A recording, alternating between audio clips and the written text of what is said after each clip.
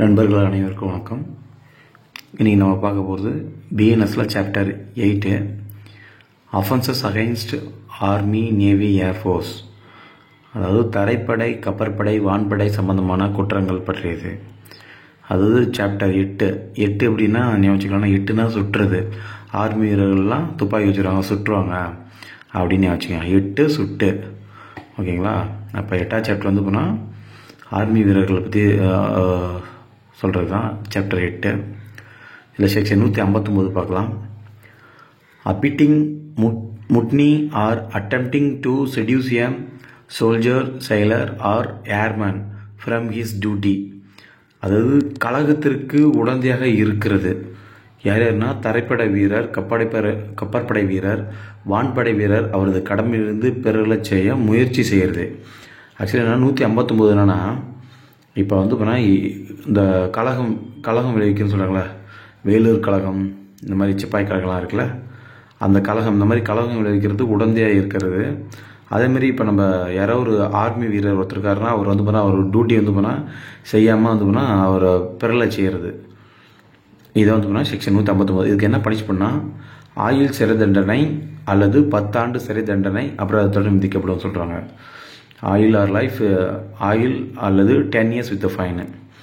அடுத்தது section 160 abetment of mutiny if mutiny is committed, அதாவது section 159 வந்து போனால் கழகத்திற்கு உடந்தையாக இருக்கிறது. இது அந்த 160 வந்து போனால் அந்த கழகத்துக்கு உடந்தையாக இருந்தனால அந்த கழகம் வந்து போனால் நிகழ்ந்தால், ஓகேங்களா? அதை பற்றி தான் சொல்கிறது. கழகத்திற்கு உடந்தையாக இருந்து அதன் விளைவாக கழகம் செய்யப்படுமானால் அல்லது நிகழ்ந்தால் அதுக்கு என்ன பனிஷ்மெண்ட் சொல்லி தான் சொல்கிறாங்க. இப்போ செக்ஷன் 160 என்ன சொல்கிறாங்கன்னா, இந்த மாதிரி கழகத்துக்கு உடந்தையாக இருந்து அந்த கழகம் கமிட் ஆயிடுச்சு, அது நடந்துருச்சுன்னா அதுக்கு என்ன பனிஷ்மெண்ட்னா மரண தண்டனை அல்லது ஆயுள் சிறை தண்டனை அல்லது 10 ஆண்டு சிறை தண்டனை அபராதத்துடன் விதிக்கப்படும்.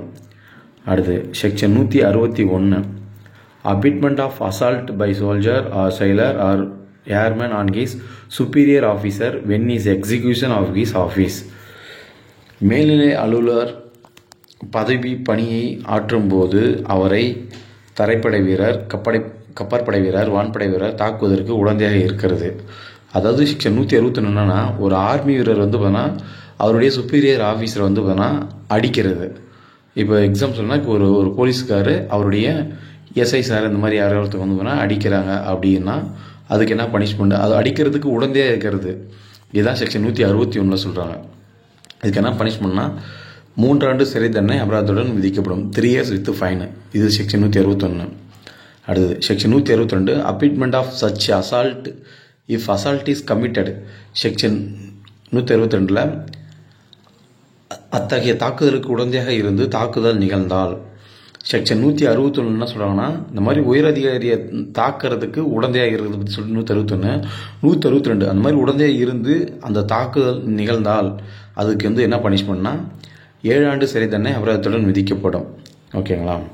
அடுத்து section 163 abetment of desertion of soldier or sailor or airman, தரைப்படை வீரர், கப்பற்படை வீரர் அல்லது வான்படை வீரர் கடமையை விட்டு விடுவதற்கு உடந்தையாக இருக்கிறது. செக்ஷன் 163 என்னன்னா, இப்போ வந்து போனால் இப்போ ஒரு ஆர்மி வீரர் இருக்கிறாரு, அவர் வேலையை விட்டுட்டு ஓடிடுறது, ஓகேங்களா? அதான் டெசர்ட்டில் போகிறதுன்னு சொல்லுவாங்க. செக்ஷன் 163 டெசர்ட், ஓகேவா? ஆர்மி வீரர் ஒருத்தர் வந்து போனால் வேலையை விட்டு ஓடுறதுக்கு உடந்தையாக இருக்கிறதுக்கு என்ன பனிஷ்மெண்ட்னா 2 ஆண்டுகள் சிறை தண்டனை அல்லது அபராதம் அல்லது இரண்டும் தண்டனையாக விதிக்கப்படும். அடுத்து செக்ஷன் 164. செக்ஷன் 164 ஹார்பரிங் டெசர்டர், கடமை விட்டு ஓடியதற்கு புகலிடம் அளிக்கிறது தான் செக்ஷன் 164 சொல்லுது. இப்போ செக்ஷன் 163 ஒருத்தர் வேலையை விட்டு ஓடுறதுக்கு உடந்தையாக இருக்கிறது.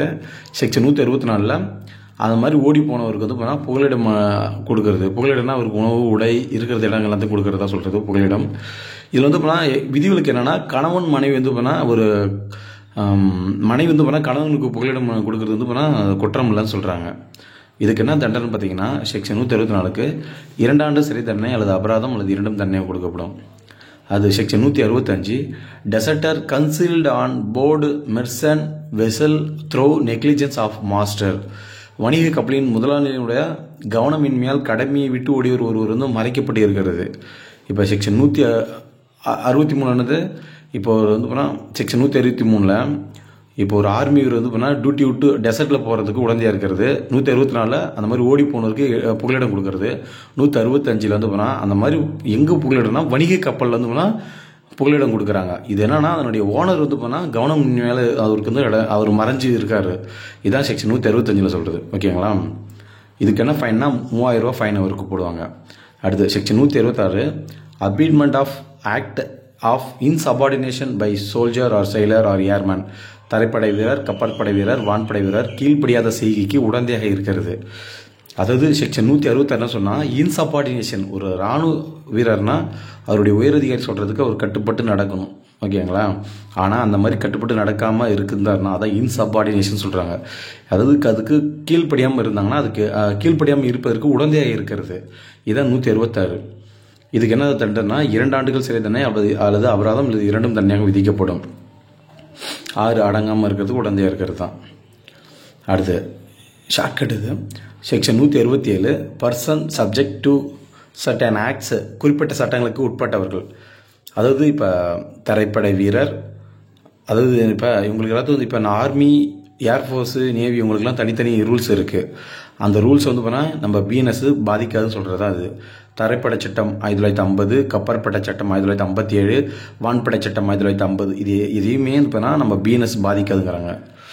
ஓகே, இப்போ ஒரு ஆர்மி வீரர் தவறு செஞ்சாலும் அவங்களுக்கு அது வந்து பனிஷ்மெண்ட் வந்துன்னா அங்கே ஆர்மியில் தனியாக அவங்களுக்கு கோர்ட்டு தனியாக இருக்குது, அங்கே அவங்களுக்கு பனிஷ்மெண்ட் கொடுத்துருவாங்க. அடுத்து section 168 wearing garb or carrying token used by soldier, sailor, airman.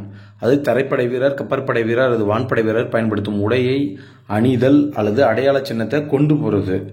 ஓகேங்களா? இப்போ செக்ஷன் 168 என்னன்னா இப்போ ஒரு ஆர்மி வீரர் அவங்க யூஸ் பண்ணுற யூனிஃபார்மு அல்லது அவங்க யூஸ் பண்ணுற வந்து போனால் எம்பளம் இந்த மாதிரி இதுதான் அவங்க காப்பு அது எல்லாத்தையும் வந்து திருட்டு போகிறது இல்லை எடுத்துகிட்டு போகிறது, அல்லது நான் அதை போட்டுக்கிட்டு நாம் வந்து மிலிட்ரி மேனு இல்லை நான் ஒரு போலீஸு அப்படின்னு சொல்லிட்டு அந்த போலீஸ் மாதிரி ட்ரெஸ் போட்டிருக்கிறது எல்லாமே வந்து தப்பு. ஓகேங்களா? இதுதான் சொல்கிறாங்க. இதுக்கு என்ன பனிஷ்மெண்ட்னா 3 மாதம் சிறை தண்டனை அல்லது 2000 ரூபா அபராதம் அல்லது 2 தண்டனை கொடுக்கப்படுங்கிறாங்க. அவ்வளோதான். இது ஜஸ்ட் ஓவரால் பார்த்துலாங்களா? செக்ஷன் 159 ஏதோ ஒரு கழகம் கழகத்திற்கு வந்து உடந்தையாக இருக்கிறது அல்லது அங்கே வந்து போனால் ஒரு ஆர்மி வீரர் அவர்களுடைய டியூட்டியில் வந்து போனால் ஒரு பெருளை செய்கிறது. இதுதான் செக்ஷன் 159. 160 அந்த மாதிரி கழகம், அதனால் கழகம் நிகழ்ந்தால் ஓகேவா அதுக்கு என்ன பனிஷ்மெண்ட் சொல்லி தான் 160 சொல்கிறாங்க. அடுத்து செக்ஷன் 161 வந்து போனால் ஒரு இராணுவ வீரர் அவருடைய உயரதிகாரியை தாக்குறதுக்கு உடந்தையாக இருக்கிறது 161. 162 அந்த மாதிரி அந்த உடந்தையாக இருந்து தாக்குதல் நடந்துச்சுன்னா அதுக்கு என்ன பனிஷ்மெண்ட் சொல்கிறது தான் 162. ஓகேங்களா? செக்ஷன் 163 ஒரு இராணுவ வீரர் வந்து போனால் அவருடைய டியூட்டி விட்டு ஓடி போகிறது, அதாவது டெசர்ட்டில் ஓடி போகிறது. இது செக்ஷன் 163. அடுத்து செக்ஷன் 164 அந்த மாதிரி டெசர்ட்டில் போகிறவருக்கு வந்து போனால் ஹார்பரிங் புகலிடம் கொடுக்கறது 164. 165 ஏதாவது ஒரு கப்பலில் வந்து போனால் அவர் மறைஞ்சி இருக்கிறது, எப்படின்னா அவர் இந்த ஓனருக்கே தெரியாமல் மறைஞ்சி இருக்குது தான் செக்ஷன் 165. செக்ஷன் 166 ஒரு இராணுவ வீரர் வந்து போனால் அவங்க சுப்பீரியர் ஆஃபீஸ் சொல்கிறதுக்கு வந்து போனால் கீழ்ப்படியாமல் இருக்கிறது. அந்த சட்டங்களுக்கு கீழ்ப்படியாமல் இருந்தார்னா கீழ்ப்படியாமல் இருப்பதற்கு உடந்தையாக இருக்கிறதா செக்ஷன் 166. செக்ஷன் 167 என்னன்னா அந்த ஆர்மி சட்டங்கள். ஓகேங்களா? ஆர்மி சட்டங்களை வந்து பண்ணால் அந்த பிஎன்எஸ் பாதிக்கான்னு சொல்கிறதா 167. 168 ஒரு ஆர்மி வீரர் பயன்படுத்தும் உடைகள் மற்றும் அவங்க யூஸ் பண்ணுற டோக்கன் வந்து போனால் எடுத்துகிட்டு போகிறது. ஓகே நண்பர்களே, தேங்க்ஸ்.